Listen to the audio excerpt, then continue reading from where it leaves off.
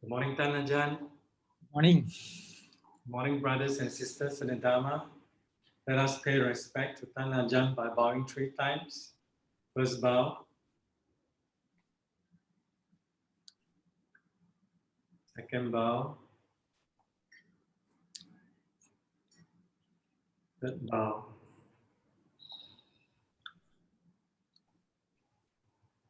We begin with the chanting. We will invite Ajahn to lead us in the chanting, please.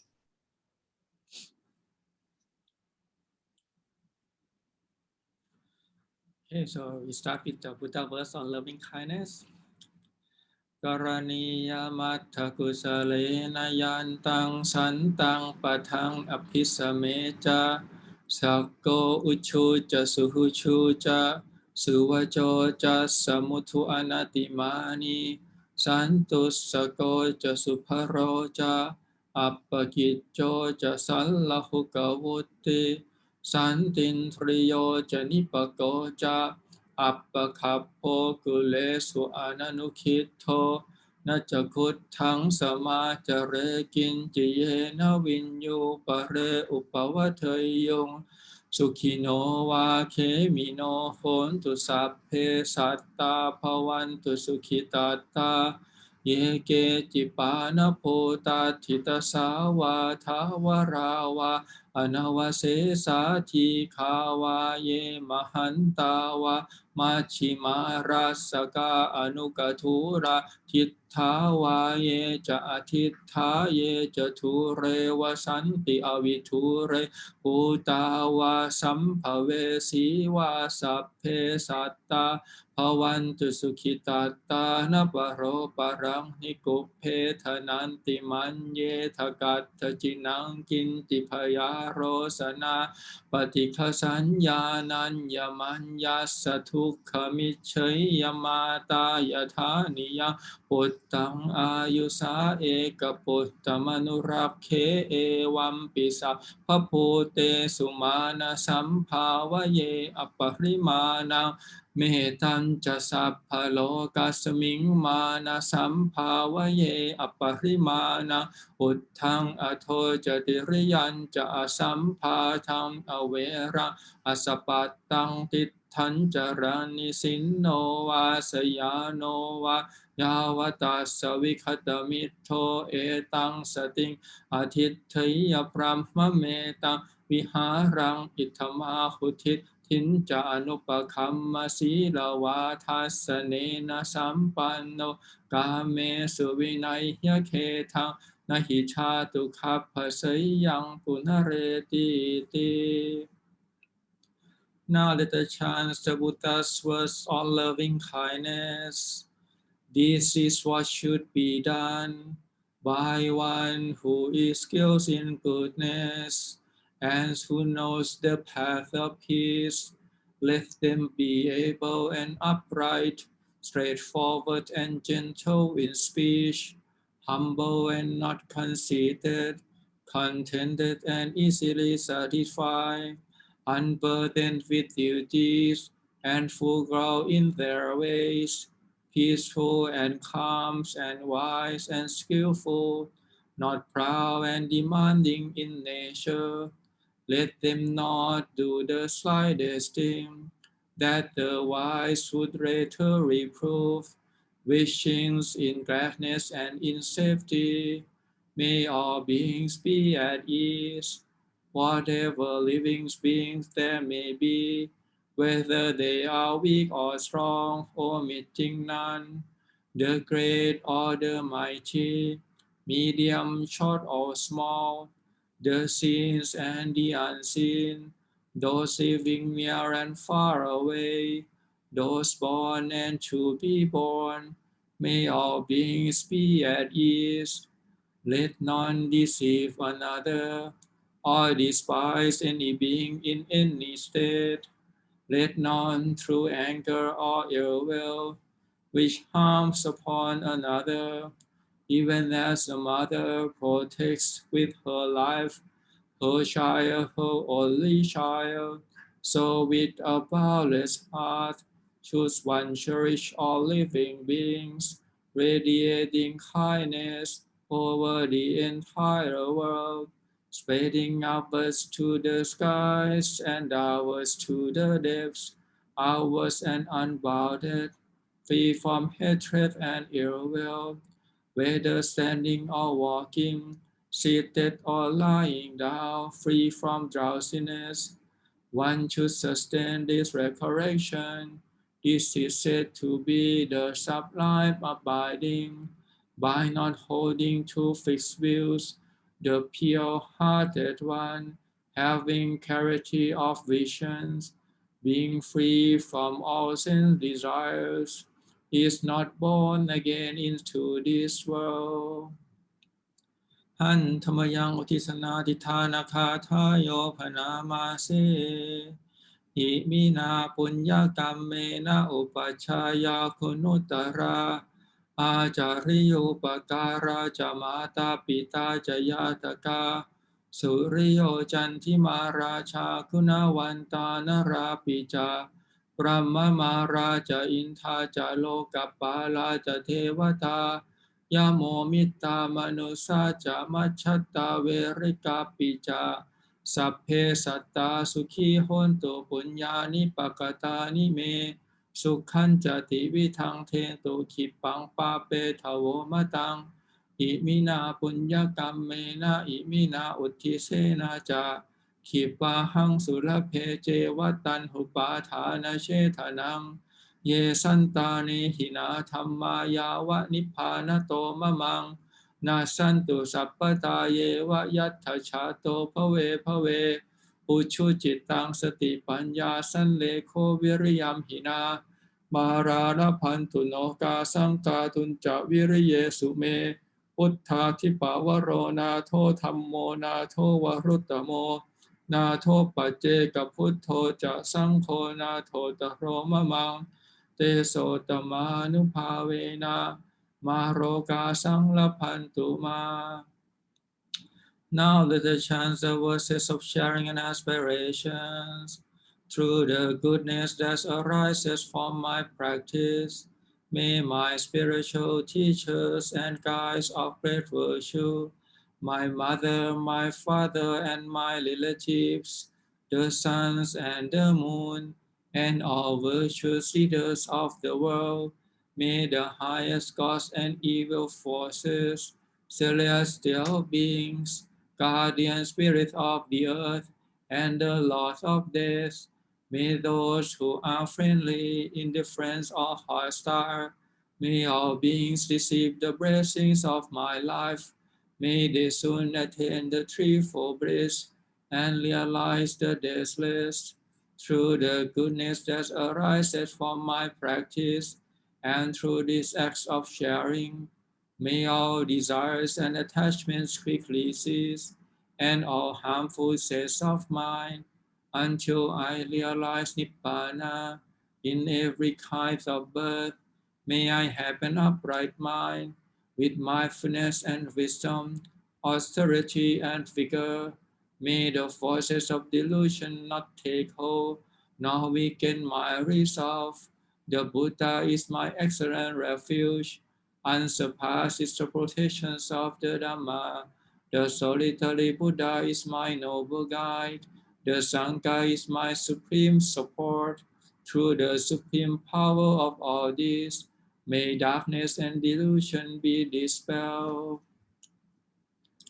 หันธรรมยังเมตตาภรนังกโรมาเสอาหังสุขิโตโหมินิทุกโขโหมิอเวโรโหมิอัพพยาปัชโชโหมิอานิโคโหมิสุขีอัตตานังปริหารามิสัพเพสัตตาสุขิตาโหนตุสัพเพสัตตาอเวราโหนตุสัพเพสัตตาอัพพยาปัชชาโหนตุสัพเพสัตตาอานิฆาโหนตุสัพเพสัตตาสุขีอัตตานังปริหารันตุสัพเพสัตตาสัพพทุกขาปมุญจันตุสัพเพสัตตาลัทธสัมปติโตมาวิคันชันตุสัพเพสัตตากัมมสกากัมมทายาทากัมมโยนิกัมมพันธุกัมมปฏิสารนา ยังกัมมังกริสันติกัลยาณังวาปาป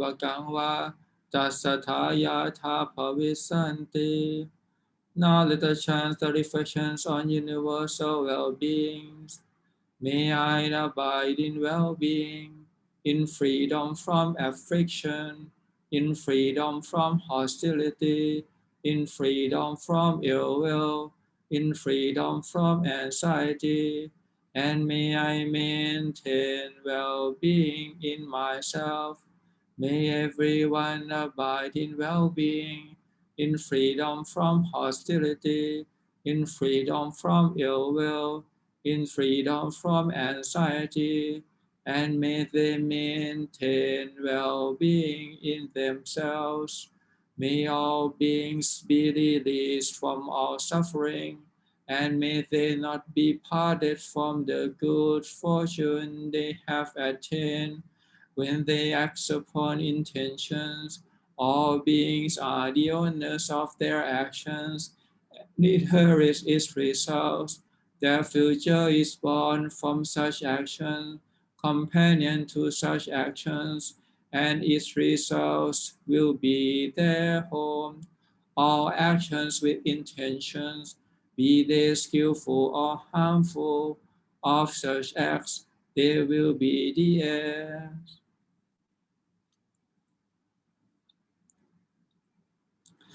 นี่สาววิดูดัมมังคลสุตตะเอวังเมสุตังเอกังสมยังภัคควาสาวัตถิยังวิหารติเชตวันเนอนาถปินทิกัสสะอาราเมอัตถโคอัญญตราเทวตาอภิกันตายรติยาอภิกันตวันนาเกวรกัปปังเชตวนาโอภาเสตวาเยนะภัคควาเตนุปสังกมิอุปสังกมิตวาภัควันตังอภิวาเทตวาเอกมันตังอัตถาสิเอกมันตังทิตาโคสาเทวตาภัควันตังคาถายะอัจฉภาสิพหุเทวามนุสสาจามังคลานิอจินตยุง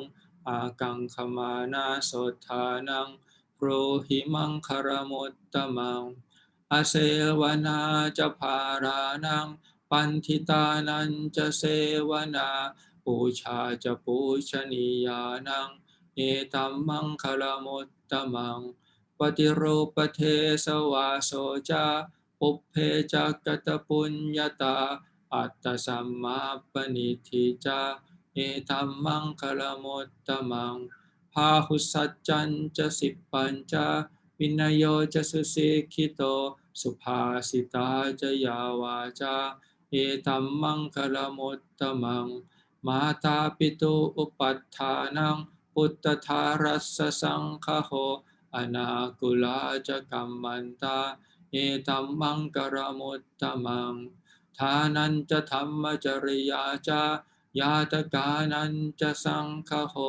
อนวัชชานิกัมมานิเอตัมมังคลมุตตมังอารติวิรติปาปามัชฌปานาจะสัญญโมอัปปมาโทจะธัมเมสุเอตัมมังคลมุตตมังคารโวจะนิวาโตจะสันตุทิจักตัญญุตากาเลนะธัมมัสสวนังเอธัมมังคลมุตตมังขันติจะโสวจัสสตาสมนานันจะทัสสนังกาเลนะธัมมสากัจฉาเอธัมมังคลมุตตมังตโปจะพรหมจริยัญจาอริยสัจจานะทัสสนังนิพพานสัจฉิกิริยาจาเอธัมมังคลมุตตมังพุทธัสสะโลกธัมเมหิจิตตังยัสสนกัมปติอโศกังวิรชังเขมังเอตัมมังคลมุตตมังเอตาทิสานิกัตวานาสัพพัทธมัปปราชิตาสัพพัทธโสทิงคัจฉันติตันเตสังมังคลมุตตมันติ Now let us chant the verses on the pious blessings. Thus have I heard at the blessed ones, was staying at Savatthi, residing at the Chetha Grove, in Anathapindika's park. Then in the knobs of the night, a radiant Deva illuminated all Chetha groves. She bowed down low before the blessed one. Then standing to one side, she said, Devas are concerned for happiness and ever long for peace. The same is true for humankind. What then are the highest blessings? Avoiding those of foolish ways, associating with the wise, and honoring those worthy of honor. These are the highest blessings. Living in presence of suitable kinds, with the fruits of past good deeds, and guided by the rightful way. These are the highest blessings. Accomplished in learning and craftsman skills, with disciplines highly trained, and speech that is true and presence to hear. These are the highest blessings, providing for mother and father's support, and cherishing family, and ways of work that harm no being. These are the highest blessings, generosities and a righteous life, offerings held to relatives and kin, and actings in ways that leave no blame. These are the highest blessings, steadfast in restraints and shunning evil ways, avoiding intoxicants that dull the mind, and heedfulness in all things that arise. These are the highest blessings, respectfulness and beings of humble ways, contentment and gratitude, and hearing the Dhamma frequently taught. These are the highest blessings, patience and willingness to accept one's faults, seeing venerated seekers of the truth, and sharing often the words of Dhamma. These are the highest blessings, ardent committed to the holy life, seeing for oneself the noble truths and the realizations of Nibbana. These are the highest blessings, although in contact with the world, unshaken the mind remains, beyond all sorrow, spotless, secure. These are the highest blessings. They who live by following this path know victory wherever they go, and every place for them is safe. These are the highest blessings. Okay, so we chant the Mangala Sutta is for self-protection. Ratana Sutta is for protections of others. So this always come together when we chant the Parita. This always come to Mangala Sutta and the Ratana Sutta. So this is the Jiva discourse. So we start with the Pali first.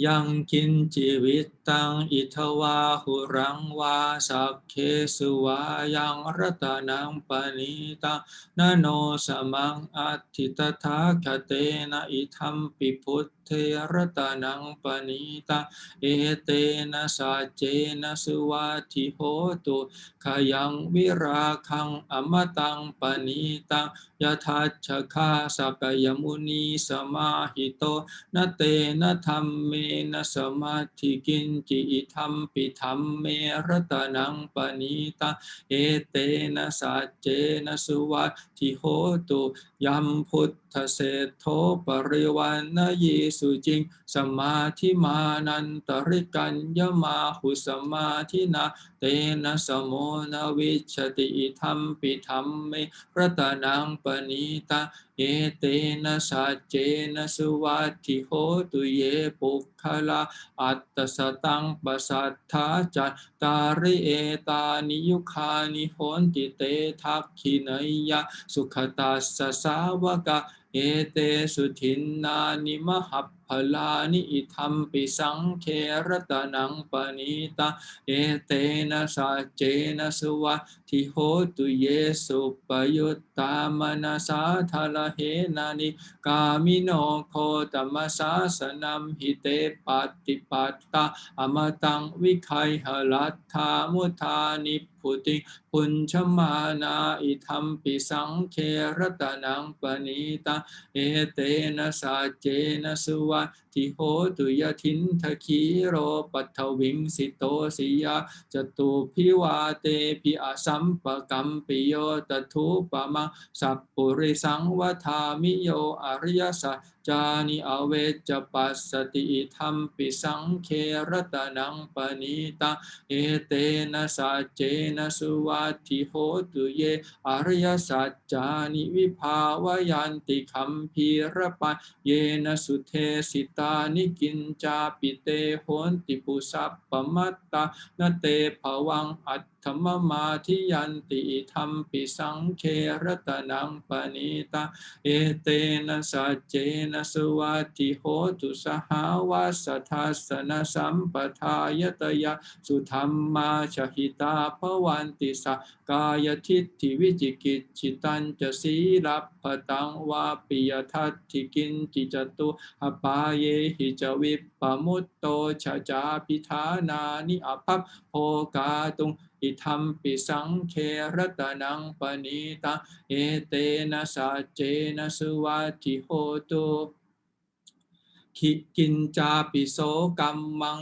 กโรติปาปะกังกาเยนะวาจาอุทธเจตสาวะอภัพโพโสตัสสปฏิติชัทธายะอภัพปตาทิตปทัสสวุตตาอิทัมปิสังเครตนังปณิตาเอเตนะสัจเจนะสุวัตถิโหตุวนัปปะคุมเพยถาปุสิตักเคคิมหานามาเสปัทมัสมิงคิมเหตถุปะมังธัมมวรังอเทสยินิพพานคามิปรมังหิตายะอิทัมปิพุทเทรตนังปณิตาเอเตนะสัจเจนะสุวัตถิโหตุวโรวรัญยุวรโทวราหโรอนุตตโรธัมมวรังอเทสยิธัมปิพุทเทรตนังปณิตาเอเตนะสัจเจนะสุวัตถิโหตุขีนังปุรานังนวังนัตถิสัมภวังวิรัตตจิตตายติเกภวสมิงเตขีนาพีชาอวิรุณหิชันทานิพันติธีรายถายัมปทิโปอิทัมปิสังเครตนังปณิตาเอเตนะสัจเจนะสุวัตถิโหตุ So we do the translation. The Jiva discuss whatever treasure is here or beyond, or precious jewels in the heavens, none is equal to the perfect one. In the Buddha is this precious jewel. By this truth, may there be well-beings. The calm Sakayan sage found cessations, dispassions, the deathless, the sublime. There is nothing equal to that state. In the Dhamma is this precious jewel. By this truth, may there be well-beings. That purity praised by the Supreme Buddhas calls concentrations with immediate result. That concentration has no equal. In the Dhamma is this precious jewel. By this truth, may there be well-beings. The 8 persons praised by the good, these 4 pairs are the gift-worthy disciples of the well-gone one. Give to them your abundant fruit. In the Sangha is this precious jewel. By this truth, may there be well-beings. With mind well established, free from sense pressures, firm in Gautama's teachings, on attaining their goal, they plunge into the deathless, freely enjoying the perfect peace they have gained. In the Sangha is this precious jewel. By this truth, may there be well-beings. As a post firmly grounded in the earth, cannot be shaken by the 4 winds, is so the superior person, I say, who definitely sees the noble truth. In the Sangha is this precious jewel.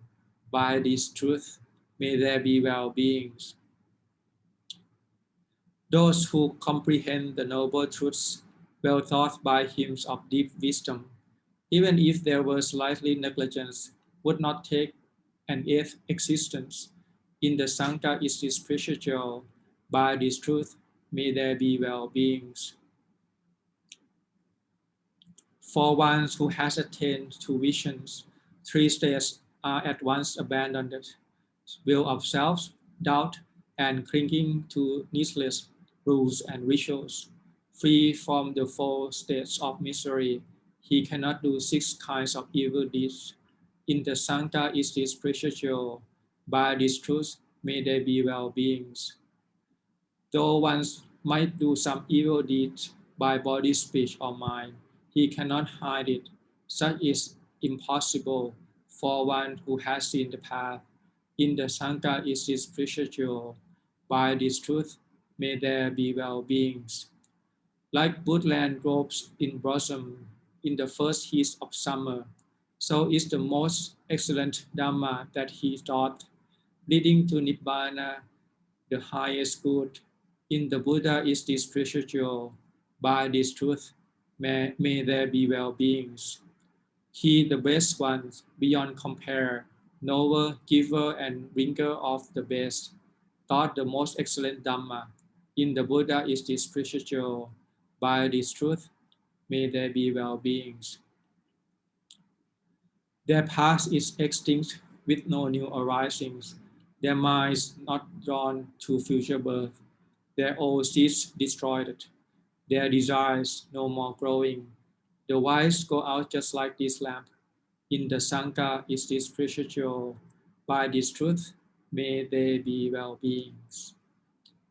Sadhu, sadhu.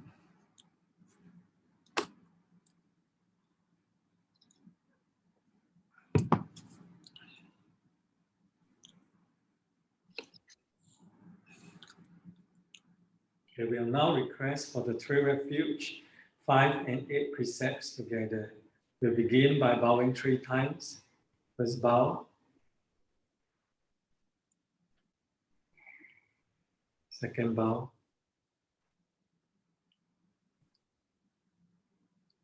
Third bow.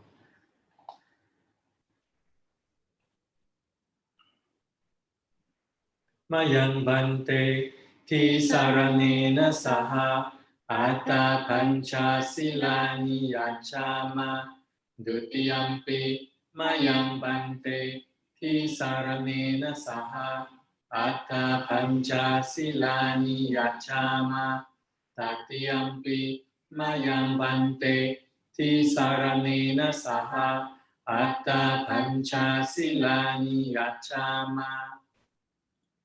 นะโมตัสสะภะคะวะโตอะระหะโตสัมมาสัมพุทธัสสะนะโมตัสสะภะคะวะโตอะระหะโตสัมมาสัมพุทธัสสะนะโมตัสสะภะคะวะโตอะระหะโตสัมมาสัมพุทธัสสะนะโมตัสสะภะคะวะโตอะระหะโตสัมมาสัมพุทธัสสะนะโมตัสสะภะคะวะโตอะระหะโตสัมมาสัมพุทธัสสะนะโมตัสสะภะคะวะโตอะระหะโตสัมมาสัมพุทธัสสะธังสรณังคัจฉามิพุทธังสรณังคัจฉามิธังสรณังคัจฉามิธัมมังสรณังคัจฉามิธังสรณังคัจฉามิสังฆังสรณังคัจฉามิ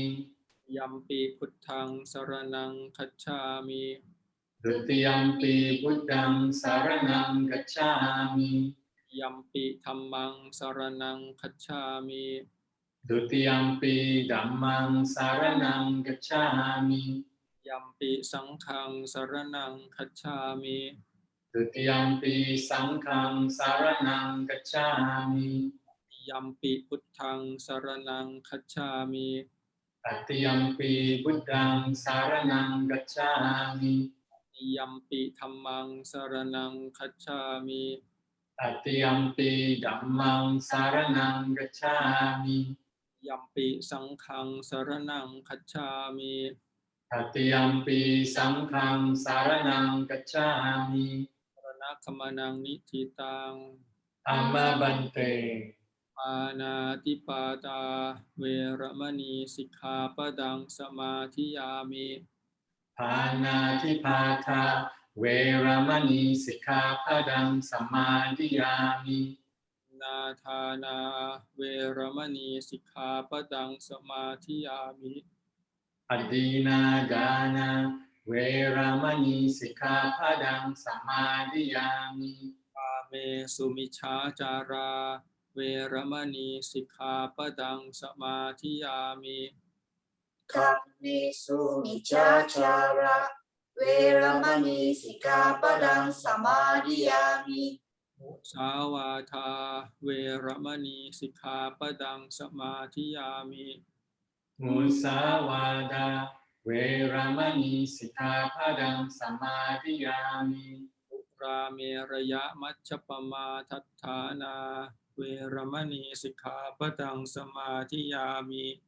Surameraya Majjapamadatthana Veramani Sikkhapadang Samadhiyami. Now for the 8th preceptor, Apramacariya Veramani Sikkhapadang Samadhiyami. Abrahmacharya Veramani Sikkhapadang Samadhiyami. Vikara Pochana Veramani Sikkhapadang Samadhiyami. Vikala Bhojana Veramani Sikkhapadang Samadhiyami. Attakita Vatita Visukatassana Mala Kantha Vilepana Dharana Mandana Vipusanathana Veramani Sikkhapadang Samadhiyami. Nacha Gita Vadita Visuka Dasana Mala Ganda Vilepana Dharana Mandana Vipusanathana Veramani Sikkhapadang Samadhiyami. Yasayana Mahasayana Veramani Sikkhapadang Samadhiyami. Uchasayana Mahasayana Veramani Sikkhapadang Samadhiyami. Imani Pancha Atta Sikkhapadani Samadhiyami. Imani Atta Sikkhapadani Samadhiyami. Imani Atta Sikkhapadani Samadhiyami. Imani Atta Sikkhapadani Samadhiyami.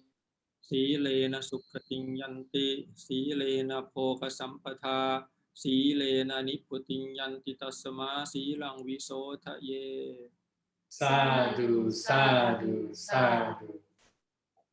Let us bow 3 times again. First bow. Second bow.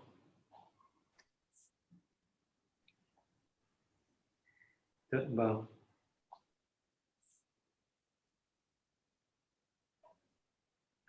We will now formally request for the Dhamma Talk. Brahma Jaloka Thik Bhakti Sahang Bhakti Các Tan Jali An Thik Wak Rang Ayajaka Santi Thak Sakta Pak Raja Khak Jaktika Thế Se Thủ Thăng Mang Anugang Big Mang Bak Jiang. Namo Tassa Bhagavato Arahato Samma Sambuddhassa. Namo Tassa Bhagavato Arahato Samma Sambuddhassa. Namo Tassa Bhagavato Arahato Samma Sambuddhassa. Buddhaṃ Dhammang Sanghang Namasami.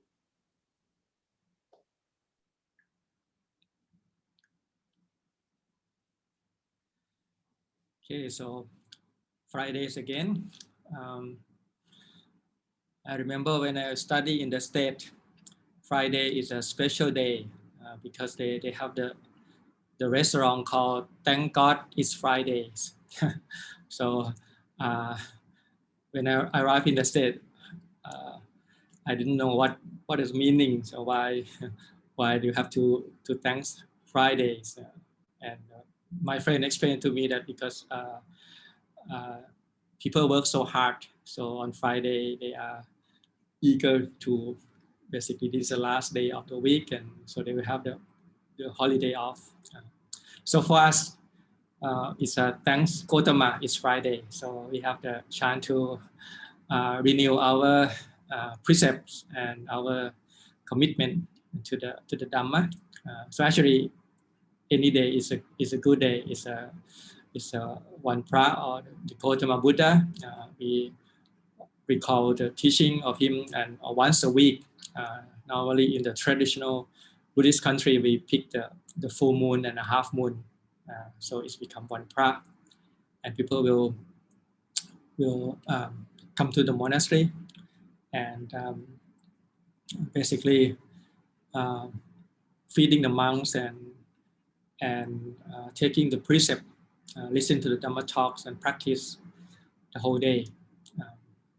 So this is the tradition, the way you can call this the Buddhist way. But nowadays, this tradition is I think it's very difficult now because the lifestyle is changing. People in the city, they're not really the monastery or the temple is not really the center of their life anymore. I remember when my grandmother come to stay with us, she very worried about there's no monastery nearby because she usually go to the temple every week to feed the monks and to practice. But because she have to take care of her grandchildren, now she was living with my mother and father in the city, so there's no monastery around. It's not even a monk to come for Pintabata. So she quite lonely. And at that time we don't know why she's so worried. What's wrong with that? It's no monks, no monastery. It's okay. But I think for many Buddhists, the fact that you go to the monastery regularly once a week it has something in there that is the support group, because not many people are commit to that, even the sila. But the fact that we are having a community supporting group and we are encourage each other on this path is very rare opportunity to find such a sangha. And so in many ways we are coming together to memorize the Buddha, the teaching, and actually this is a special day, a week or 8 days after the Buddha Parinibbana. It's a special day. It's called Attami Puja. Attami means the 8th. So what's important of this day, 8 days after the Buddha Parinibbana? Because it's a day of cremations. Basically, after the Buddha passed away, then the body was kept for 7 days, basically waiting for the Mahakassapa to bring the monks. And once the Mahakassapa comes, and then the body lit up and cremate the Buddha body. So that's why this has become the also important day, Attami Puja. In the old days, we celebrate only Visakha Puja once a year. So it's become a big festival. So it's like the 7 days up to the Visakha Puja, we have this Dhamma talks and all those things, preparations, and then on the actual day of the Visakha Puja, and then after the Buddha passed away, we also continue. So it's become like a 2-week Dhamma practice. People will come together, and then they will end with this day, Attami Puja, the 8th day of the Buddha Parinibbana. But later on, especially in Thailand, we add more extra day. Not only Visakha Busha, which is the full moon in May, but we also add the Asaraha Busha, the full moon in July, which is the day of the Buddha giving the first sermons. And then we add the Magha Busha, the full moon in February, which is the day that the Buddha gives the Ovata Patimokkha. So it's become like 3 days. The Visakha Busha become the Buddha days. The Asaraha Busha, the first sermon become the Dhamma day. And the Ovata Patimokkha, the Magha Busha become the Sangha day. So we have the triple gems. Each day, the symbol of each gems. So with that kind of progress, then the Visakha Busha is become it's not really because we separate into 3 days, so it's not really as big as before. But early on, it's very important days, and we do a lot of meditation during this period, and then this is the last day of that, like almost 2 weeks of this long meditations. And sometimes we do the Parinibbana Sutta, we do chanting, and remember the event that leading up to the last day of the Buddha, and also the event after that, of how we put the body of the Buddha is cremated, and that starting when the Buddha passed away, of course, the Buddha leave his teaching. He called it Dhamma Vinaya, the Dhamma that he expound, the Vinaya that he laid down. Those will be the teacher. But like many people want some kind of physical assurance, that the Buddha is really exists. So the bones, or we call the relics of the Buddha, become the object of venerations. And they say that this particular day, the Atami Busha, is the day where after they cremate the Buddha, then the different countries come together to try to get the part of the Buddha relics.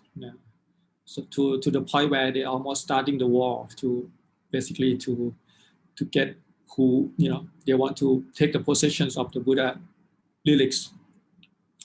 But then there's one Brahmin called Dona Brahmin. He was the teacher of all this young king. So he was also the Buddhist as well. So he decided he will be the judge, and everybody agreed that because he's a teacher of every king. So he decided he will divide the relics up into 8 equal portions, and then give it to different country or different city that come. And he himself, he took these relics of the Buddha.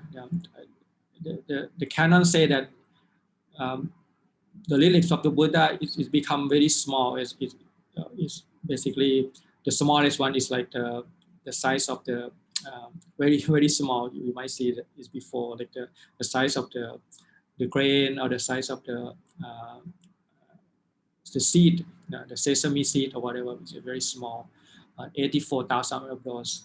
But there are certain part that is become intact. So this one include the teeth, or the tooth relics, especially the canine, the one with the long one, for 4 of those. And then the forehead, and the bone here, the collarbones.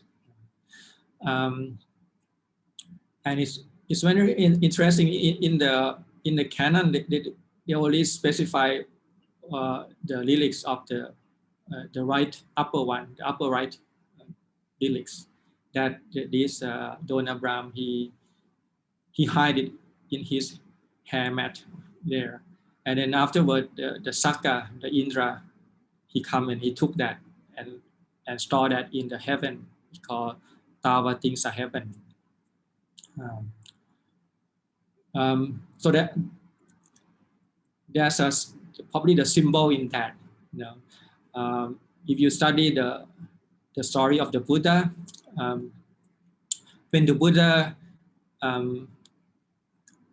at that time he's not the Buddha yet, he's a prince. When the prince decided to go forth, to come out of the palace, and he traveled with the horse, with his servant, and then when he crossed the river Anoma, he decided to ordain, to become the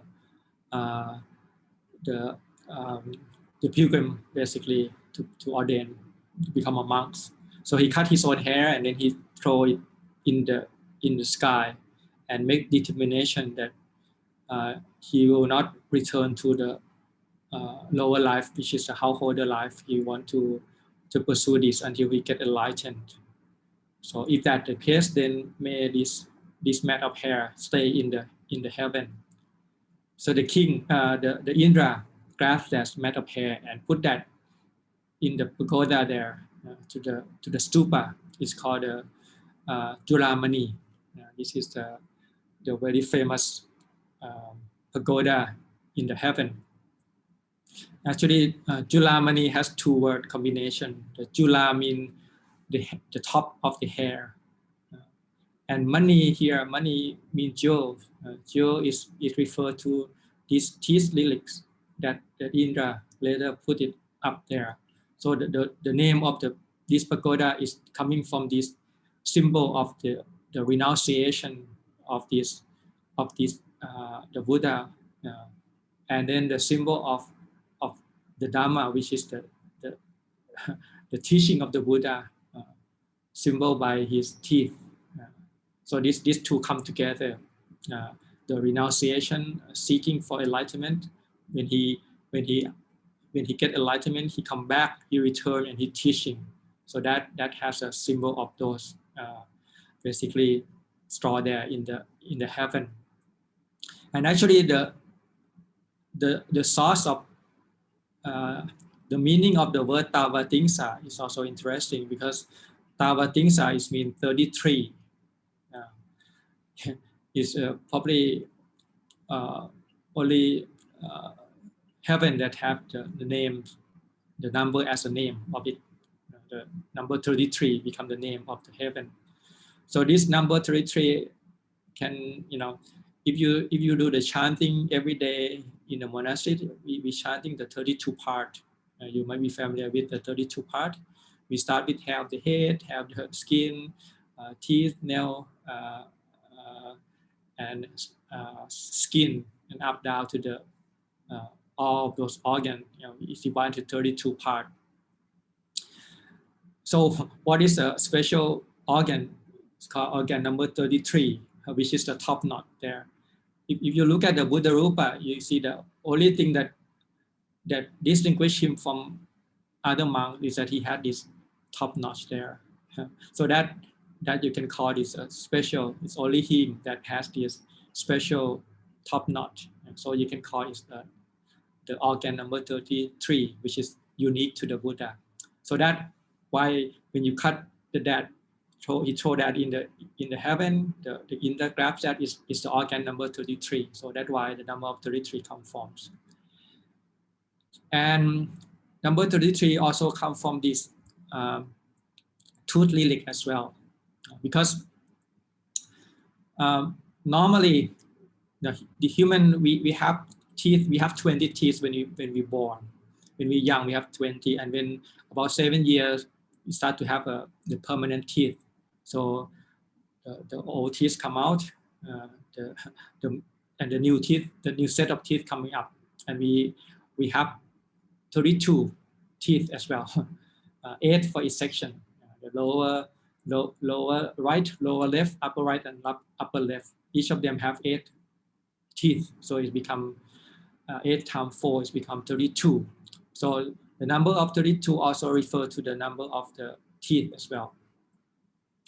So what number 33 come from? It's coming from because the Buddha is special. Again, he's not like we, because of his parami for uncountable eons. So his teeth doesn't have only 32 teeth. It's become 40. So it's 10 for each section. So it becomes 40 of all together is 40 teeth. By the way, this is a special symbol of the great man. It's not only in Buddhism. Actually, it's what there even long before the Buddha. It's called the mark of the great people. Such a people, he will if he govern the land, he will be the emperor. He will be the great king, Chakravarti. But if he go out and seek for enlightenment, he will be the Samma Sambuddha. So this is long before the Buddha. So he had many characteristics of the Buddha. So one of those is 40 teeth altogether. So if it 40 teeth, and if you number each teeth one by one, you can number it. And then if you count it, number 33 of the teeth will be exactly the position of the upper right canine teeth, which is the one that King Indra stored in the heaven of 33 gods. So that's another origin of the number 33, why it's come from. It's not only from the top notch of the Buddha hair when he renounced the world, but when he passed away, the teeth, the lyrics, the number 33 is referred to that. So that's why we have this heaven of 33 gods. Normally we call it 33 gods, but it also have this symbol of the Buddha. It's very closely related to the Buddha. So what is this symbol of? So if you look at the teeth, there's 4 special teeth, and each one of them stored in different places. Talking about the right first, the right side of the upper right is stored in the heaven of 33 gods. The lower right stored at the it's called Galinka. This is the southern part of India. It's called Galinka. If you study the history of the Buddha, King Asoka, he united India, but when he at war with Kalinka, he almost like 10,000 of people killed, and that when he started to shocking him that he basically converted into Buddhism. So Kalinka is very strong nation down south of India. Later on, it's become the symbol of the southern school. Buddhism divided into northern school and southern school. And southern school is become Theravada, or you can call we follow the Thera, the Theravada. And the southern school is become Mahayana. Is the Maha means greater. So it's more cosmopolitan. The Silk Road, and it's got many kind of add-on teaching to the canon. But the lower one, the southern one, is more conservative. We call it conservative. The upper one is more liberal. So the right, again, when in the word Pali, it's called Takkina. Takkina means the right side. So when the sun arises, when you look at the sun on the right side, it's your Takkina, your right side. So when you look at the sun, the right side will be south, and the left will be north.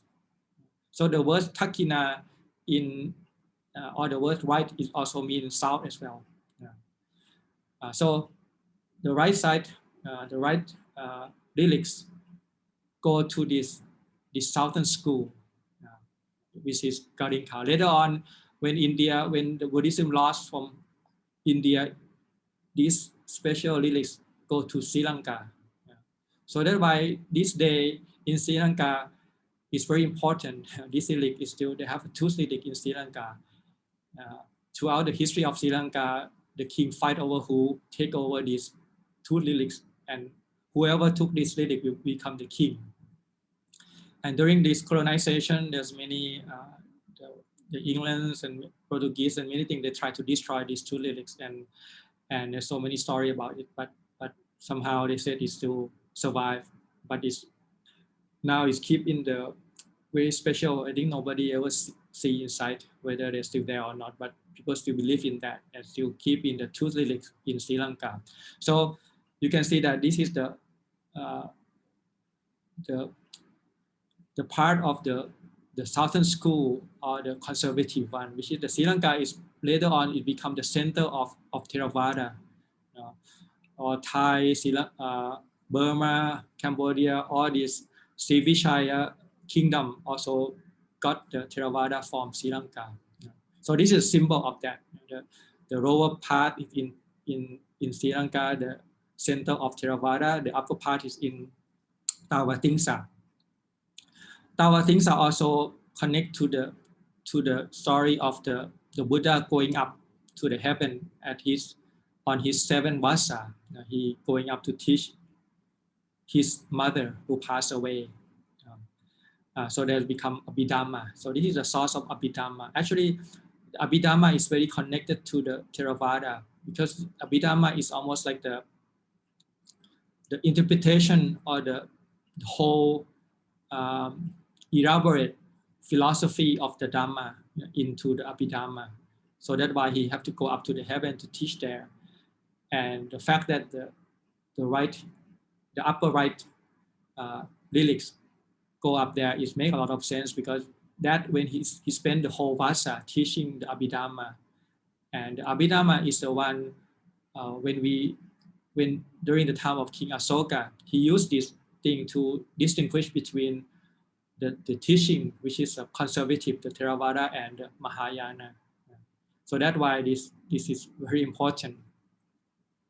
So now on the left side, like I say, when you're facing the sun in the morning, on your left side will be north. It's called Uttara. Uttara also means north as well in Pali. So the north, the upper north, the upper left canal is going to first is going to the north of India, and later on it's going to China. Now even today they still have the two lyrics in China as well. So this one is from the upper left. So the upper left going to China, which is later on the center of Mahayana, the whole Silk Road, and later on going to Japan, Korea is come from China. And the lower left is going to the Naga, the serpent, going underworld. So this also makes a lot of sense, because the northern school is more liberal, because when the Buddhism spread to the new country, especially the one that have different climate, different people, different traditions, you can see that in the Theravada, the traditions of the country who receives Theravada have to have the lifestyle that is support of the monks. For example, the climate couldn't be too hot or too cold, because the monk, we not really much for the cold, and we going for alms in the mornings. It's not suitable for if many snows, things like that. So only the people near the climate is the same as the Buddha time, where is the Theravada forest, and the tradition of going for alms. People support it. People uphold and venerate and respect the people who are going out for alms. They're feeding the monk, so to say. But when the tradition go to the place where there no support of the armed mendicant, like in China, I think people have to work on themselves. If you go and beg for food, no people will give you anything. They say go and work yourself. So they have to change many vinaya, many rules. The monk end up not going for pintabata because they not get anything. People not feed them, so they end up having to relax certain rules and probably have to plant and harvest their own rice and vegetables. So that's why they become vegetarians and they work in the field and then probably have to have a meal in the afternoon as well to keep the strength. And also with the temperature, it's very cold. You can't go for arms. You need the freshly cooked hot food to eat. So that's why everything is changed. You have to modify the rules and things. So the country that is up north, too cold and doesn't have the tradition to support this lifestyle, have to change somehow, and then they become Mahayana and Vajrayana and all those things. So they become more liberal, not only in terms of the lifestyle of the monk, but also in terms of the canon. They add something on to the teaching of the Buddha. So you have a variety of the texts. So you can call that the Mahayana or the great vehicle, because it's changing Dhamma and changing the Vinaya according to the group of people that they try to teach. And also this tradition of the serpent or the naga is also very, you can call it more like not like the Tavatingsa where there's very organized, the word is very exact, and the Abhidhamma is very well-rounded philosophy that you can't penetrate. It's very fixed definition and everything, very good order. But in terms of the Naga, is a lot of things mixed. So it's end up with a lot of miracles, a lot of, we saw that even in the Buddhism for people who are more inclined toward supernatural thing. We have the Upakutta traditions where there's a monk who stay in the middle of the sea and always protect the Buddhists, and they represent with the black stone, somehow with some black magic, something like that. If you study the Vajrayana, it's always a story of those try to overcome the opponent, which is mostly like the evil or the different sorts of bad guys who you need a super miracle to overcome them. So that's why it represents the Naga. So basically these 4 teeth of the Buddha is a symbol of the teaching, because when the Buddha teach, you have to go somehow coming from these teeth. So by having these 2 lilies in different places, 2 in the human realms, one at the northern school, one at the southern school, and then one at the heaven and one at the Naga. So it covers the whole, basically, humans and God and the serpent or the underworld. It's become, because the teaching of the Buddha is, you can call it the teaching of God and humans, and also for animals, some kind of animal also benefit from that as well. So I think this is a symbol of the meaning why these 2 lilies are spreading over in human world and in the heaven, in the underworld. And of course, at the time of the King Asoka, Asoka put all those lilies that is giving to these 8 kings of different 8 countries. He combined it together and then divided into 84,000 and built a stupa all around India. That's why it's called Vihara. Vihara coming from Vihara in the temple. It's 84,000, so it might be a lot of temple with this stupa. And all the Buddhist country, you can see that. When you look at the pagoda, the stupa, and it's a reminder of the Buddha lilies. There are some physical thing of Buddha spreading all over the Buddhist country. And we can basically venerate these relics. And there's a belief that these relics can multiply. When you practice well, when you do chanting, meditate, you acting of goodwill, doing a lot of generosity, keeping the precept, then the relics can expand, basically getting more and more. If you not do that, it can lose as well. If you have this relic and you not really keep up the good work, you are breaking the precept, then when you take another look, it's my gone. So this has become almost like the material thing that I think is remind us of the goodness of the Buddha, and also when you internalize that and then you try to practice, you follow the path of the Buddha, then that relics become multiplied. So this relics is I think it's very interesting, and it's one of the things that when you go around in like in Thailand, you go and you bow to the pagodas, and sometimes you can go in and take a look at these different relics of the Buddha. It's just giving you the physical something that you can touch and you can look at it, and of course it has some deeper meaning of that if you can decode it. This is just the meaning of the teaching of the Buddha.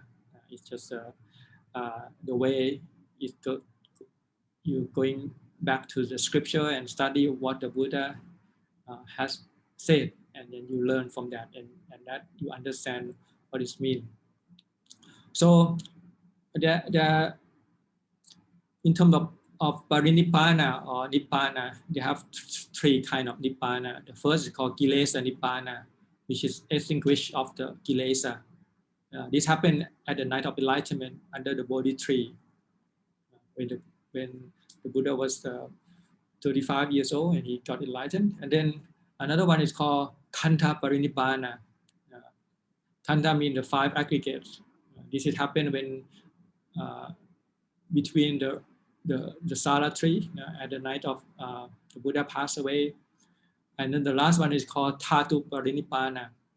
This will happen at the 5,000 years after the Buddha passed away. So we are midway now.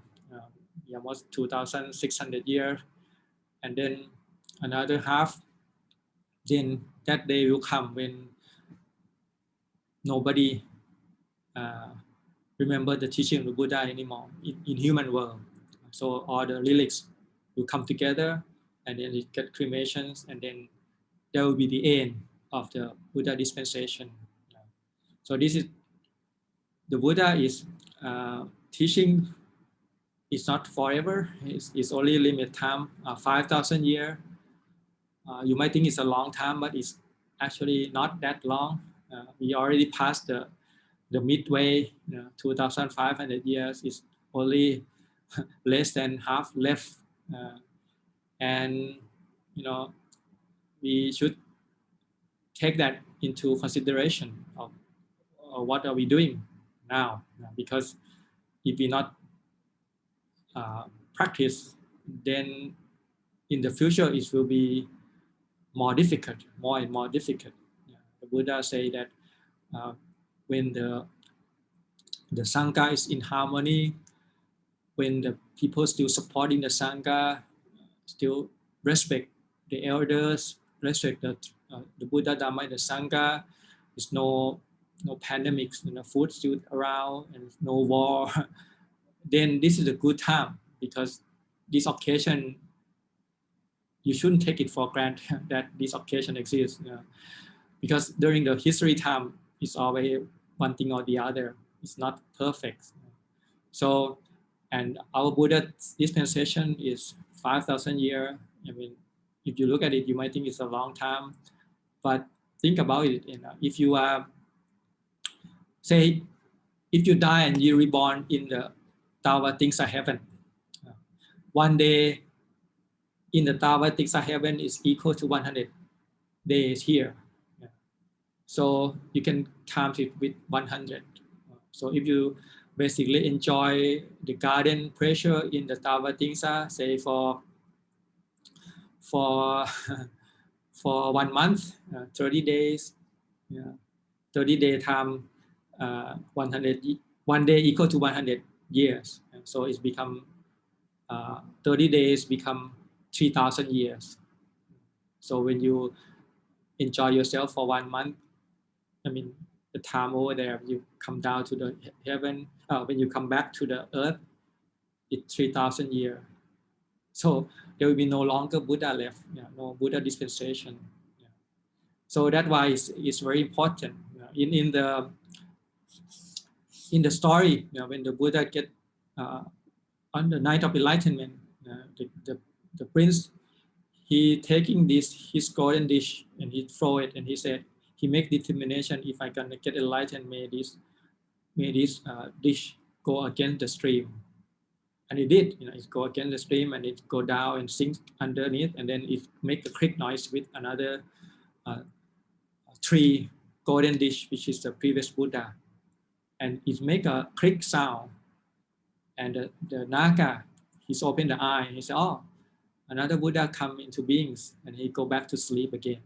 So that represent almost all of us. It's all living being. The teaching of the Buddha is awakened, is like only few of us, and it's very short time, and after that it go back to sleep again. So I think this story of the Buddha is it's captured the importance of the practice, and how rare it is that we have a chance to encounter this perfect teaching of the Buddha. And it will not last long. It will last as it does, which is 5,000 years, and slowly it's getting less and less now. Now you can, if you study scripture, you know that the understanding of scripture is getting less and less. The people who really practice that is getting less and less. So it's no wonder why it start to dilute many teaching. So with this, the day, even though the Buddha passed away, there's so many stories, so many things that happening on this particular day surrounding this Visakha Busha day. And all has a meaningful consequence. So on this special day that we coming together, one thing is that we attach to this body, this mind, these materials, or you can call this body. This is called attachment. And if you do the chanting, I like the word, the upadana khanda in Pali. I like that. This is one English translation. I think it's good translation. They said it's the 5 focus of identity. This is a translation for upadana khanda. Khanda mean the aggregate. These 5 aggregate, or this is body and mind of this complex body and mind complex. We call it 5 aggregate. Upadana mean attachment, or in English it's called identify. So when you identify with this complex mind and material thing, you identify as me or mine. This is called suffering. So how can we disidentify with it? One way is to get a new perspective. We need, when we look at things, we have a perspective to look at things. For example, if you might be getting angry of some people, maybe your friend or your kid or whatever. But if you take a different perspective, say if you have a drone going up, going away from you and look down on you, and you say, oh, you just a tiny beings out of the whole area. You take a perspective of different space, and you look up, and even you could look further in the whole city, the whole country, or if you go out of the world and you get the whole world. What happened to you is very minor, small thing. So this one way of like changing perspective. Or you can take a perspective of times.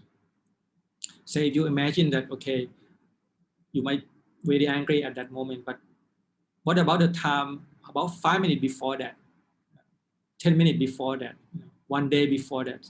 It's just totally irrelevant what happened during that, because everything changed, and then the next 5 minutes, 10 minutes, the next day, tomorrow, next year, this is like the shifting the perspective, both space and time. So this is how you start to, it's nothing wrong with that, but when say like anger, but if you also identify with it, and this is my anger, and you can start to justify your anger, it makes a lot of sense, and it makes you even more angry because you have a good reason to be angry.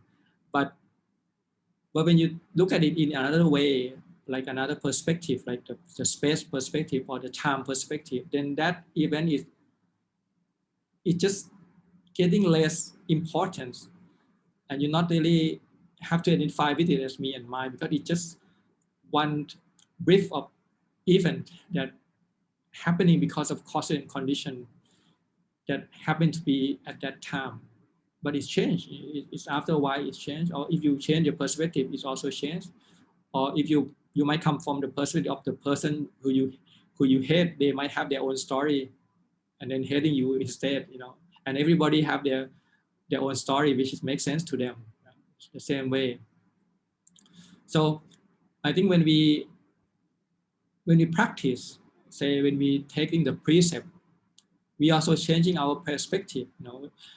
You have certain perspective when you're not keeping any precept. But when you take 5 precepts, you have another perspective, of the people who take 5 precepts, and you use that as the framework to understand things. Or say if you take the 8th precept, then you have another perspective of seeing the danger of sensual pressure and try to be away from it. And the 8th precept is the foundation, is the groundwork for you to stand on, to look at the sense pressure in a new way, in a new perspective. The same when you meditate, when you have mindfulness, when you get into certain level of concentration, you start to have another perspective. You almost you create your space in your mind where you can step back and look at that with a new perspective. Otherwise, you will identify with that because you don't have any other choice. You don't have any place where you can take a new look at it. So I think the whole training is to create that framework or the perspective where you can step out from your kind of your habit, and then you look at it in a new eye, in a fresh way. So by keeping 5 precepts, 8 precepts, by taking meditation, turning your mind, you start to understand it not in the personal way, but in the Dhamma way, in the universal way. That this is not only your problem, it's the universal problems. The old age, sickness, and death is not just happen to you, it's the whole beings, the one who be born with old age, sickness, and death. And the teaching of Buddha is not only specific to him. Everybody have the same potential and the same capacity. The Buddha happened to be just the first one who can realize. But we too, we have an ability, a potential to realize the same truth. But we have to somehow step out and take a new, fresh perspective and look it back in our thing that we identify with. And then look at it that, is it worth identifying that is me or mine? Because if it's changing all the time, or we become something else all the time, then what is us? It's just the convenient way of calling something. It doesn't have the essence of it. It's like the word weather. What is the weather today? The weather is like the words for me. What am I today? It's like, what is the weather today? The weather is just the concept. What actually happened is, okay, this might be the rainy day or the cloudy day, sunny day. The sun is there, the rain is there, but the weather is just the way concept of trying to capture the whole thing. The same thing when we call what am I today, it's just a component of many things. Your body, your feelings, your perception, your consciousness at that moment, and it is changing all the time, having different causes and conditions.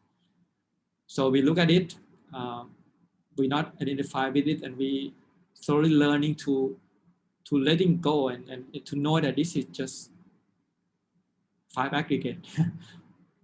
The body is just a body, feeling is just a feeling, perception is a perception, formation is formation, and consciousness is consciousness. It's not me, it's not belong to me, and it's not mine. You can learn about it, you borrow it from nature, you study it, and then in the end you return to the nature. All you got is your understanding that you can carry on with you.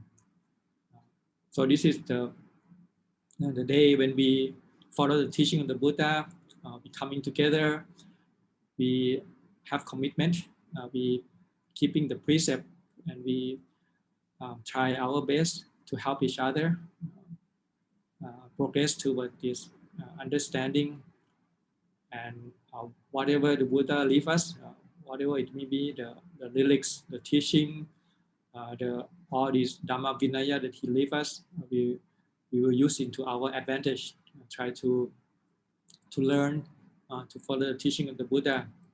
So hopefully that this, whatever the last span that we have left to study his teaching, 2,400 or more years, we will make the best use of it and try to understand what the Buddha teaches us, try our best, and one day a week at least we are dedicated toward that commitment, taking up the trainings. If you are 5 precepts, then once a week, then 8 precepts is you step up a little bit, try to do your best, so you not feel regret afterward that this time the Buddha dispensation is still there, but I haven't made use of my time well enough. Okay, so I would like to leave the reflections on the Atami Busha Day, the day of the Buddha, and hopefully that we will able to follow the Buddha path toward the end of suffering. May you all be safe and well, peaceful, and continue your practice toward the end of all suffering. ธรรมยังธรรมคัจฉายาสาธุภารังดาดามาเส Sadhu, sadhu, sadhu, anumodami. Thank you, Tan Ajahn, for the teaching. Let us pay respect to Tan Ajahn again by bowing 3 times.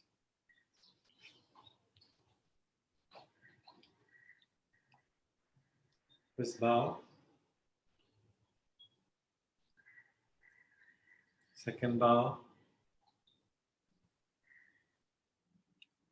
Third bow.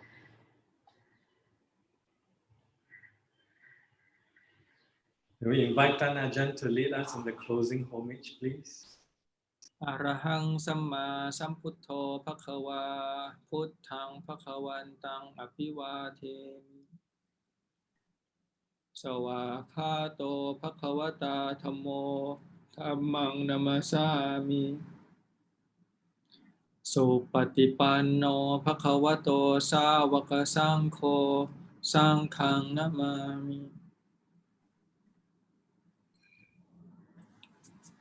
Thank you, Tan Ajahn. May Tan Ajahn also continue to stay safe and be healthy. We will see Tan Ajahn next Friday again. Okay, so see you next Friday.